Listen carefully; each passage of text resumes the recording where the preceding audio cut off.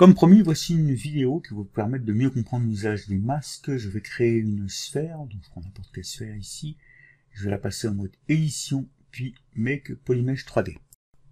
Je vais ensuite avoir besoin de la subdiviser, puisque nous n'avons pas assez de points, nous avons 8000 points. J'appuie sur CTRL D et je l'emmène à 520 000 points, le million de points. Alors c'est pour l'exemple. Pour créer un masque, c'est très simple. Je maintiens CTRL, je clique, glisse, et j'aime positionner, je relâche, tout simplement, et vous avez créé un masque. Avec la brosse de base, la brosse masque peigne, lorsque vous peignez, vous voyez, c'est de la peinture à main levée, vous ne passez pas à travers votre surface. Par contre, si je viens changer le masque et que je prends le masque rectangle, par exemple, comme ceci, et je veux simplement faire un masque sur ma sphère, en plein milieu de la sphère, comme ceci, et vous voyez, l'arrière est affecté. Voyons tout de suite comment éviter ça, donc CTRL Z pour revenir en arrière. Et je vais activer mes polyframes. Je vais faire comme si je crée un masque, j'appuie sur CTRL, vous savez créer le masque, et une fois que je suis correctement positionné, j'appuie simplement sur la touche Shift en même temps que CTRL. Et vous voyez, ça crée un rectangle vert, je relâche et j'ai supprimé la moitié de ma sphère. Pour inverser la vue, CTRL Shift dans le vide, ça recrée le rectangle, et je relâche, et j'ai inversé la partie cachée. Et maintenant, je peux venir faire mon masque, et regardez, je vais réafficher le tout. Pour réafficher l'ensemble, c'est CTRL Shift maintenu avec un clic dans le vide. Je vais désactiver le visuel des polygroupes, comme ceci. Pour enlever un masque, comment est-ce qu'on fait? On recrée simplement un masque dans le vide, et ça nous enlève le masque actif. Changeons de masque, prenons le masque Circle pour avoir un masque différent. Vous voyez que le pinceau, c'est également un rond, et là, je viens simplement dessiner un cercle. Par dessiner, j'entends masquer. Je vais me positionner au centre du cercle, et puis là, vous voyez, j'essaye de faire un autre cercle, me positionne au milieu, j'appuie sur Alt, je relâche, et j'ai enlevé une partie de mon masque. Maintenant, j'aimerais inverser mon masque, j'appuie sur CTRL, je clique dans le vide, et vous voyez, le masque est inversé. Alors, qu'est-ce qu'on peut faire de ça? Comme nous l'avons déjà vu, on peut aller dans le menu déformation, et choisir Inflate, par exemple, comme on a déjà utilisé, et hop, on donne de la dimension, on donne du volume à notre structure.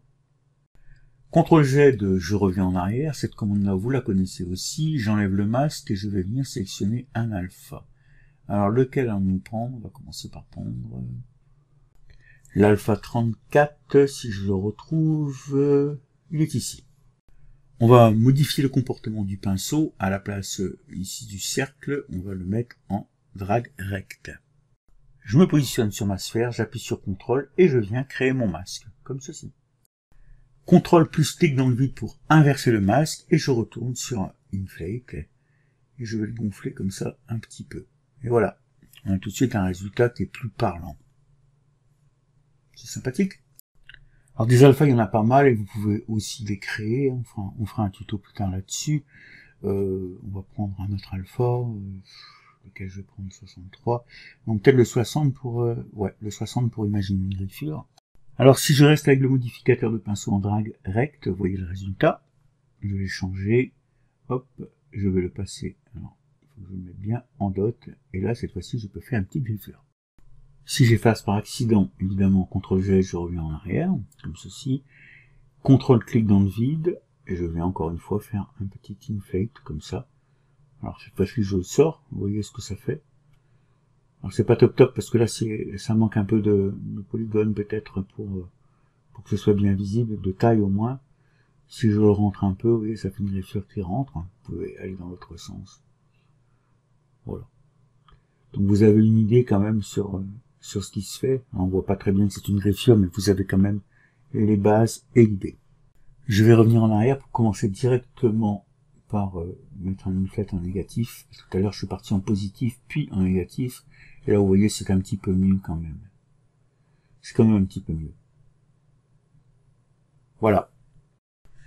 Alors, autre chose qu'on peut faire, on peut changer de type d'alpha. On clique sur la vignette alpha. Je veux bien rester affiché à l'écran. On prend l'alpha 09. On va enlever le masque. Je vais le faire avec CTRL Z. C'est plus un masque, c'est vrai. Voilà. Et on va pouvoir déformer notre cercle en se positionnant comme ceci. Voilà. On a déformé le cercle. Et vous voyez, au lieu d'avoir un cercle simple, maintenant on a une jolie pièce. On va pouvoir faire un air flatten. Air flatten, ça rajoute de la matière. Regardez. Si je fais ça, hop, ça rajoute un petit peu de matière ici. Donc on va pouvoir le faire sur le masque, on inverse le masque, et on vient mettre notre air flatten comme ça. Alors on va l'inverser plutôt, ce sera plus joli. Vous voyez, on crée quand même quelque chose d'assez sympathique en 2 clics.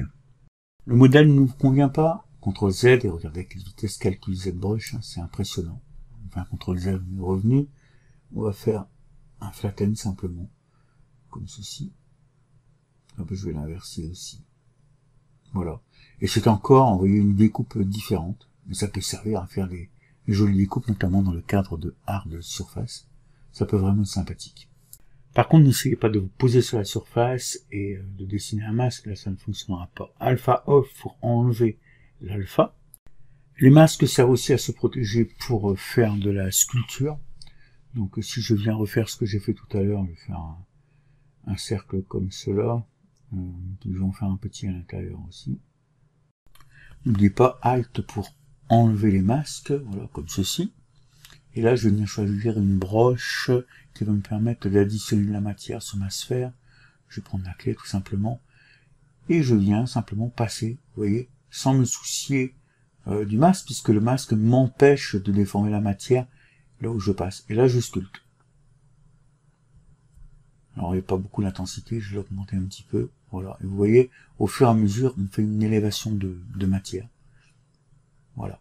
Là, on a fait une forme. Vous pouvez comme ça sculpter des pièces intéressantes, à vous de voir. Vous voyez que l'utilisation des masques, c'est vraiment quelque chose qu'il faut maîtriser.